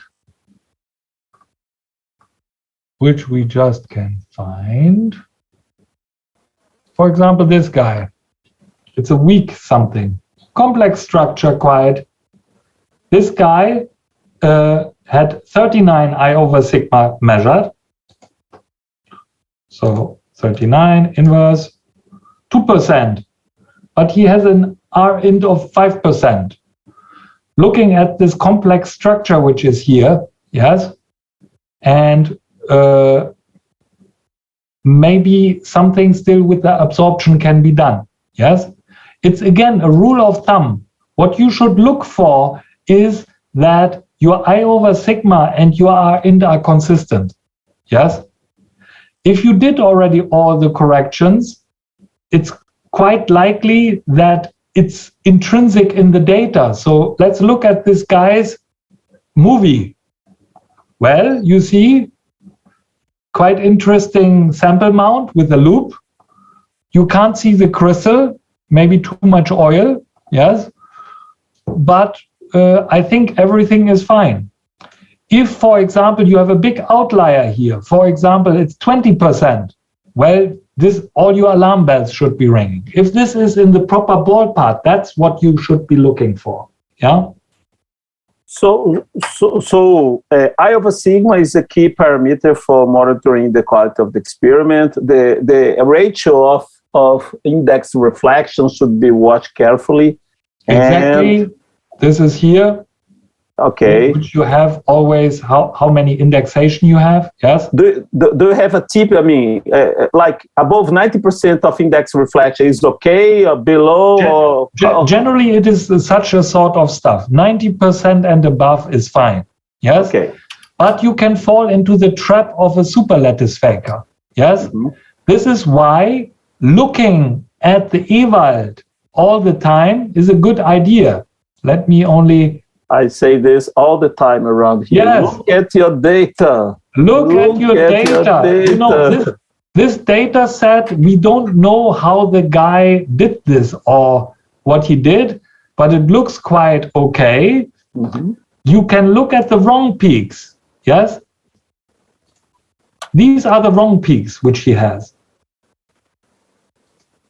Now, there's a little bit of structure in the wrong peaks, mm-hmm. but in proportion, in relative terms, 96 are good, 4% is garbage, yes? So you should always look at this under such a, if you have 20% garbage, you really should look at this, what this is. Here in this, there's nothing systematic here, because not everywhere these garbage reflections are. Some of them are not, yes. Maybe he has a slight twin in there. It's possible, yes. So let's try to look if there is a twin. Let's try to look if there's a twin. Well, he has a twin. He has overlooked the twin. You see this? Yes, I saw. And it's 180 degrees. So there's a tiny extra crystal on top of this, and he never thought probably that there is a twin. Yes? This is exactly how real life works. When you will see the data coming, you are quite happy with it. You inspect it in the reciprocal lattice and say, is that something? What is suspicious here, if we deactivate, is that in the garbage, there is a structure. There's some pattern in the garbage. There's some pattern. Your eyes are super seeing patterns. Look at this when you scroll this around. If you see patterns, watch out. Okay, thank you, Matthias. Have you seen, guys? I mean, this was a real life achievement. Example, yes. And the guy had overlooked it. Yes, it's a client data set. I have two questions for the same person here from Leonan Flores. Leonan is asking, Matthias, is there any different in, should I use, no, let me construct the question here. Is there any difference in, can I use absorption correction for, should I use it in the planning of the measurement or only after the entire data collection? I think what you will learn, what we didn't speak about, is what radiation is for what kind of samples.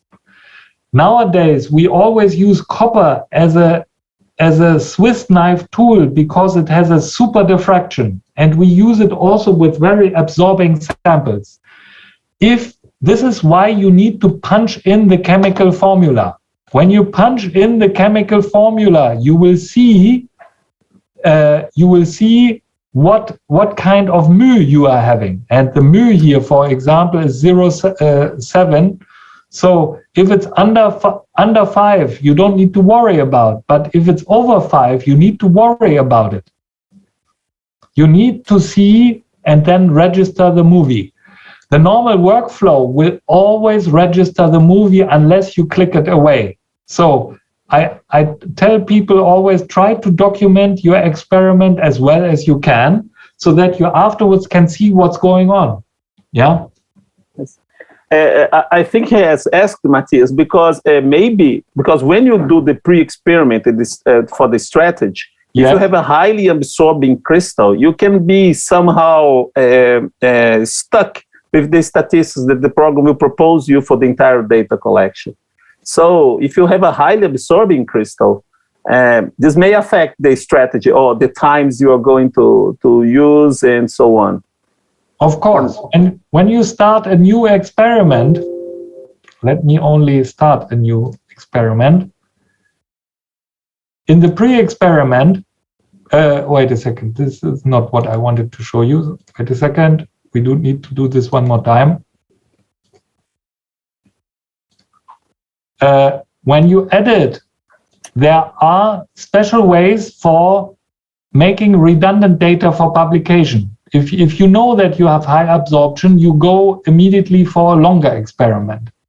So you can make the scenarios which you want, yes?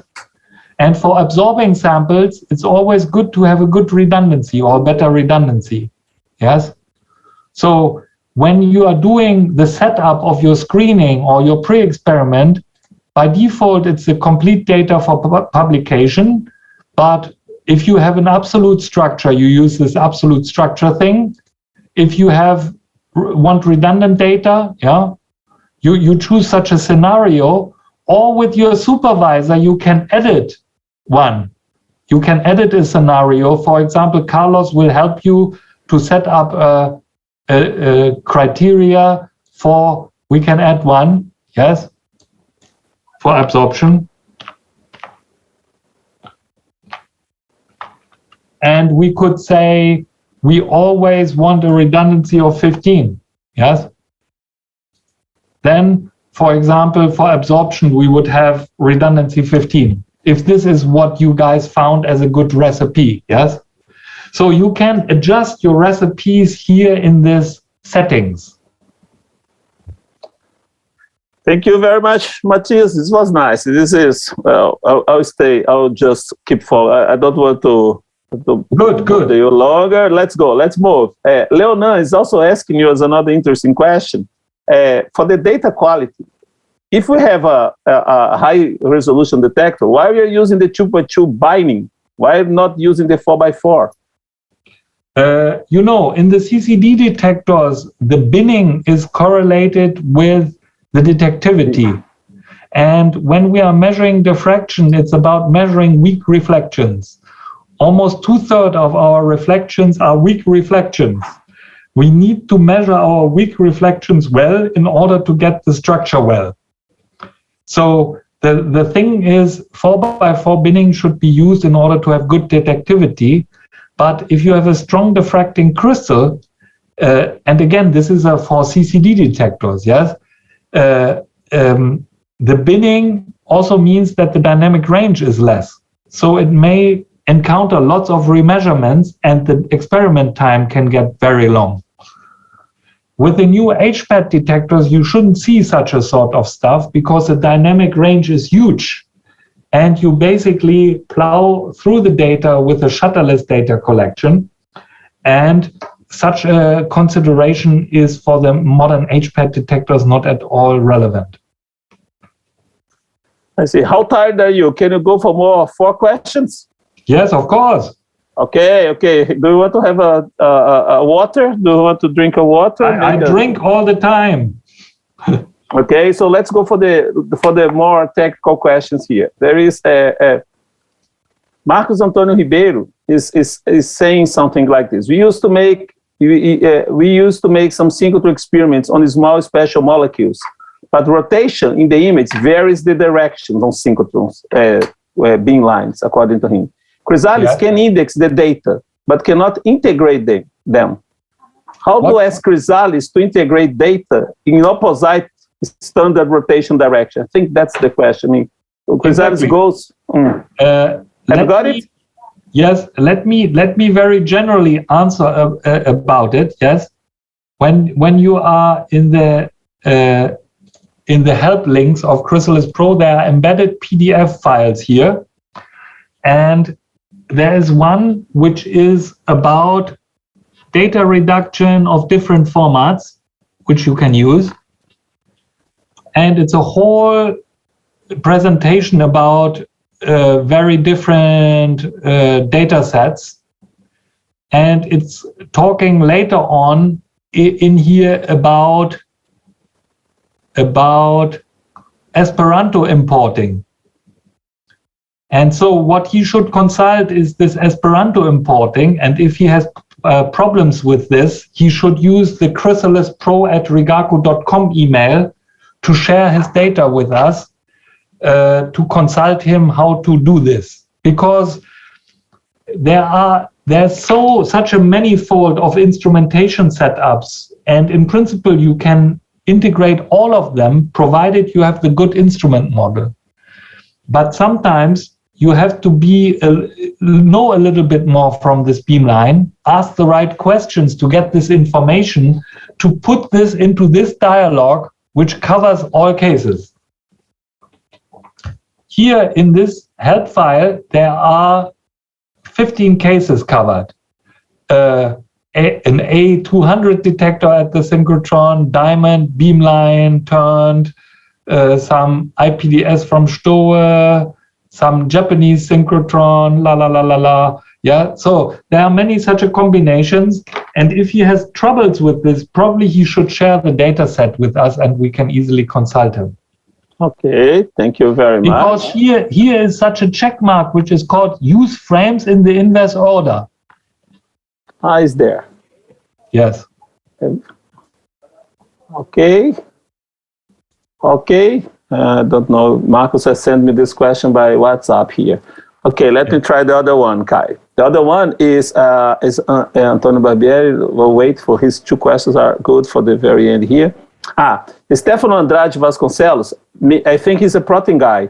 He's asking, the program also provide graphs of the root mean square deviation or root mean square fluctuation, decay, for the measurements. I mean, he shows this in the graphic form like this protein people used to look at. Yes. And what is the question? The question is, does CrysAlis show that in a graphic mode? The distribution of?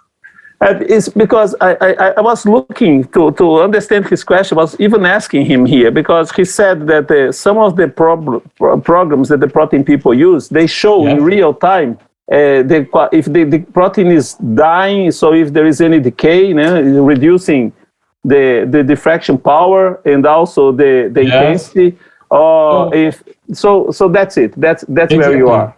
So what you will have is you generally have the scaling factor as a function of experiment. So generally you can visualize this. If you use decay, you also have another graph in here which is for decay. In this data set, decay wasn't used, so there's this graph not here. Yes. But can I ask you something, Mati? Just show them how have you got there? You go from the power toolbar here into this button, inspect data reduction results. And on every data reduction, there are data reduction graphs. That's it. That's it, how you access them. And for example, there is rint as a function of frame. You know, it looks here a bit funny because it's a very long data set which has 200 runs. But when you do this for a protein data set, usually this should be quite easy. Let me pull up some protein data sets so that we can see this quickly. Here, this is, for example, the decay curve which was fitted. Mm-hmm.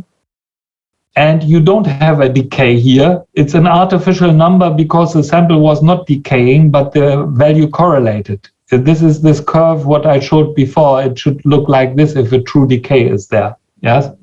Stefan, this is called B factor in the CrysAlis program, the decay. Exactly. Okay, thank you. Okay. Thank you, Matias. Next one from Maximiliano Jesus Zapata. Why the program? Why when we plan the measurements at various temperatures, the program changes the settings obtained in the initial measurement strategy? So I think he's doing a pre-experiment. Yes. And then he goes for this tool with the multiple temperature measurements, and he's saying that the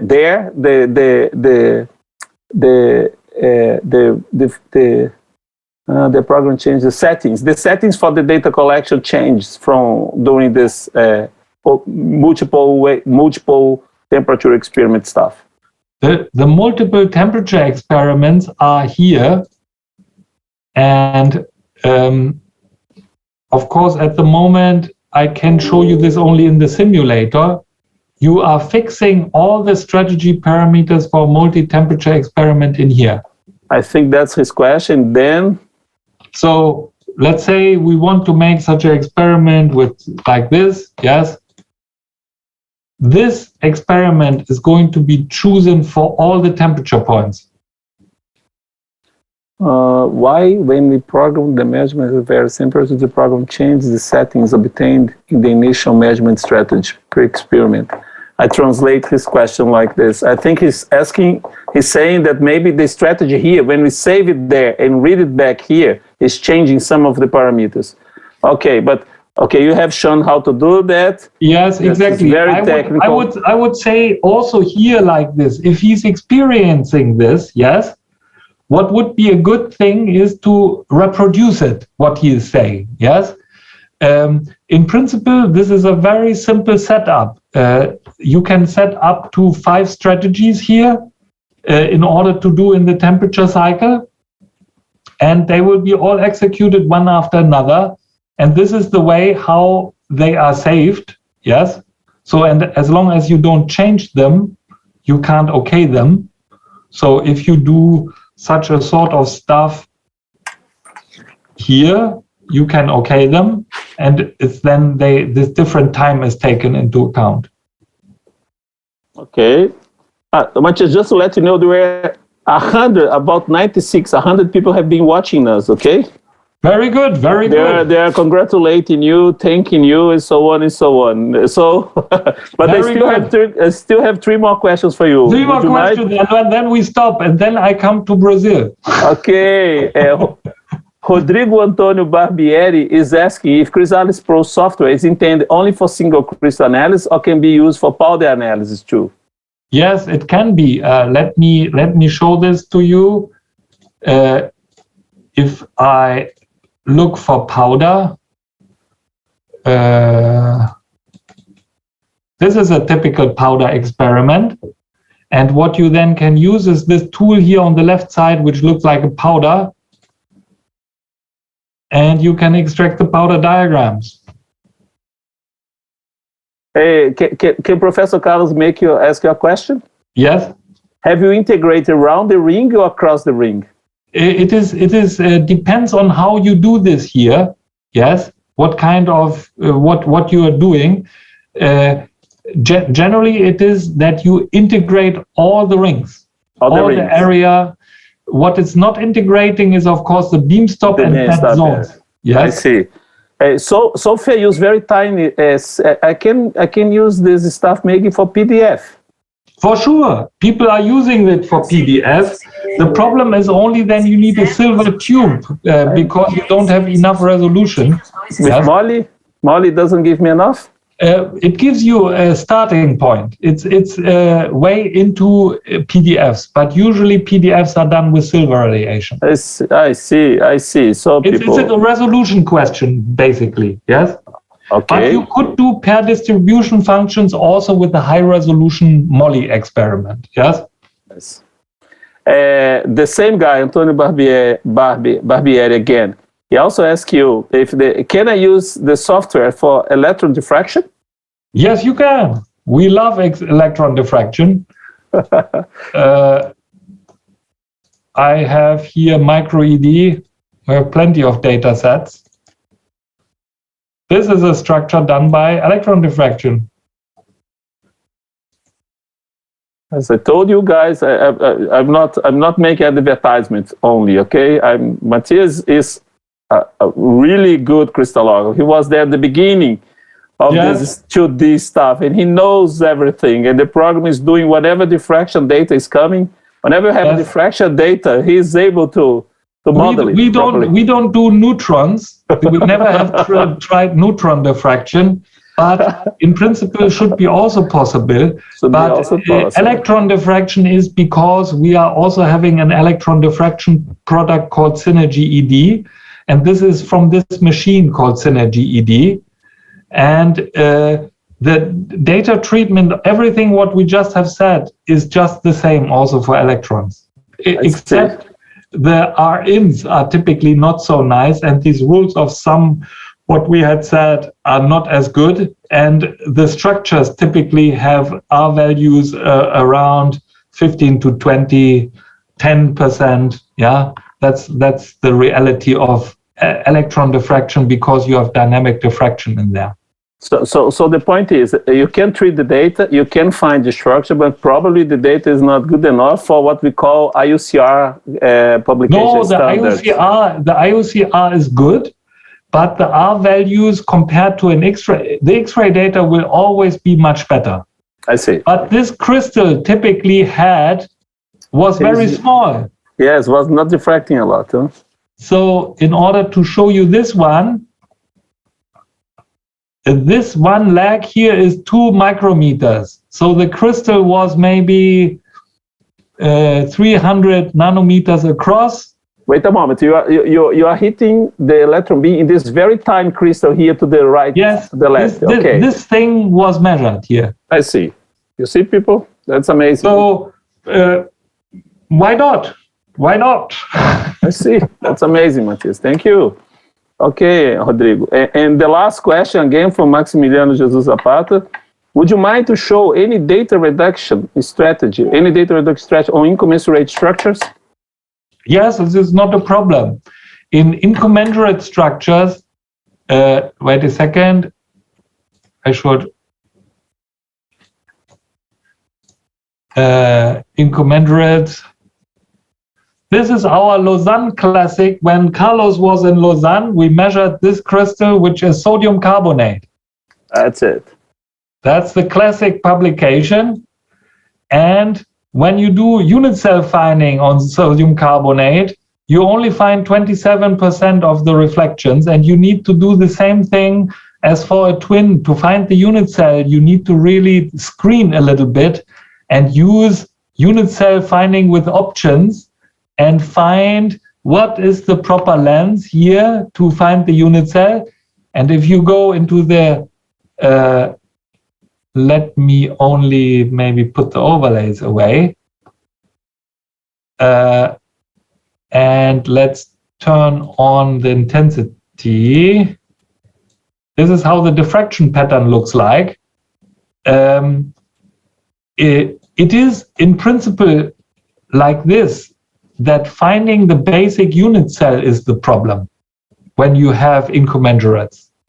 So you have to play a little bit with it, and then you are putting because if I go in here and let's say I will do only peak hunting, let's say, yes? And I will do unit cell finding.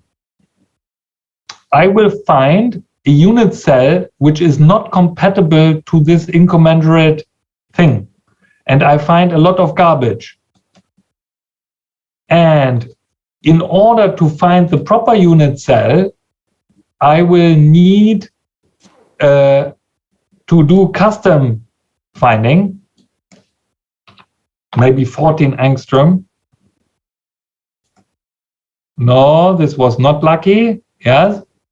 And I will need to play a little bit with this. Oh, what is a second? I would need to play a little bit with this. 16 maybe. It's still finding the small unit cell.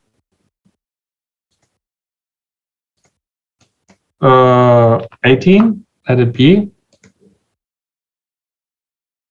No, this is, so the trickiness about this is to find the basic unit cell. So what you will do first of all is you will use filters. You will use only the high intensity reflections. You throw them away, yes, and try to find the unit cell in all shown peaks. And here I found already a basic unit cell which is quite okay, but it's too large, yes?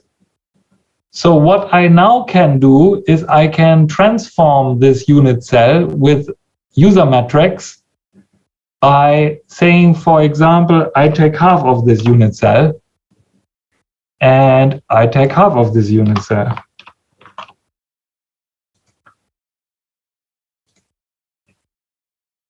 No, this could be, we are coming closer and we start to see pickup of these guys, yes? So that's what the trickiness is about incommensurates, yes? And the higher the orders are, the more complicated it is. But when you are doing incommensurate structures, yes? This is an incommensurate structure which has two Q vectors here. Usually the reflections are rather small. So the tetragonal base structure you find quite easily. We have also a course on this in the school, and there is also, I think, a presentation available which we can share with you to how to do this. To answer Maximiliano Zapata, the question, Max, is again looking at your reciprocal space data. Exactly. When the data is not reduced straightforward, twinning is an option. Incommensurability is an option, or just a rubbish data is an option too. Exactly. You have these three options all the time. The incommensurate option is now with the new machines like your Synergy system. People start seeing it more and more because the detectors are so sensitive that you pick up all these weak reflections. And from chemistry labs all around the world, we hear, what kind of weird diffraction pattern I have? Well, you found an incommensurate. Yes. You remember these discussions long ago that it was a question of detection rather than detectivity. This was always our doubt. Okay, exactly. But Matthias, people here have been clapping on you. People are very glad about your talk. So there were some thanks. The Zoom, the YouTube. This will be broadcast later on, and you can go through to can go through the comments. And I just want to let people know here, Matthias Maia is a very nice person, as you have seen. Is available. I think you can write them if you have data, awkward data, tricky data. Just don't write him if you have a rubbish data, okay? Because that is really not nice. Yes. So if you have, be sure that your data is not just a rubbish data. That's a real serious data that you are not able to treat or to integrate. And so if you have such a question, such a kind of situation, I think, Matthias, if you allow me to say, you are available to receiving messages and comments on people who are using CrysAlis software, okay? Exactly. As we have many systems around the world, oftentimes I don't answer them because we have also the application teams like Pierre, who joined us just before. Mm-hmm. Often it's the application team which is helping out. Yes? So in Higaku Forum is the best way to start going through, starting to understand what's going on. And from the Higaku Forum, you can go through the right guys if you have a funny, awkward data, let's say, or unusual Generally, data. Diffraction is fun. Yes? Yes, that's the point. Matthias, I'm sorry by taking your time. It took longer than I asked you, but it was so nice. It was really very nice having you around. Seeing you around and getting in touch with you again. I hope that you have enjoyed the time with us too. So yes, people, I did. Thank you, Matthias, very much. I want to honestly thank you for attending us, for helping us here in the Second School of Crystallography of the UFMG. Also, I'll just say some words here in Portuguese. Gente, obrigado por ficarem até tarde assistindo aqui a apresentação do Matthias. Foi uma apresentação mais técnica, como vocês viram, tinha que ter um conhecimento prévio da ferramenta, mas essa ferramenta é muito importante. A gente tem alguns grandes laboratórios no Brasil agora com os equipamentos da Higaku, com essa ferramenta. Então, a gente em Belo Horizonte, o pessoal de São Carlos também tem máquina da Higaku, acho que tem um terceiro que o Danilo me falou. E o programa, diferente de outros fabricantes, o programa é gratuito. Então, como vocês viram, o Matthias tem ali uma possibilidade de fazer redução de dados de diferentes equipamentos, máquinas de síncrotron, máquinas de outros fabricantes e tal. Então, assim, é sempre uma opção muito interessante porque é um programa disponível de graça para toda a comunidade que está interessada. E esse é um diferencial enorme que a gente tem que mencionar.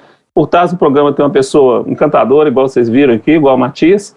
Então, assim, espero que vocês tenham gostado e que vocês usem a ferramenta o CrysAlis, sempre que vocês puderem, sempre lancem mão dessa ferramenta aí para fazer tratamento e redução dos seus dados, ok? Muito obrigado por todos por terem assistido. Matthias, I just told people here that what makes a huge difference between what is very important about CrysAlis is freely available. So people from people who are playing the synchrotrons with different kind of equipment, even different producers of manufacturers of equipment. I mean, you treat data for all of them as long as I know, you treat very kind of data. Yes. And so that people are very welcome to download Chrysalis and use Chrysalis. Use it for all sorts of stuff. Yes, that's it. So thank you very much. Thank you for being with us. Happy science making, happy diffraction. All the best to you guys in Brazil, and hope to see you soon in person again. Okay. Hopefully in Brazil, and maybe then some more teaching. Pierre will come to you soon. End of August. Exactly. So, Matias, thank you very much. Eu ainda finish the session here. Ravi, Ravi, você pode fechar a sessão.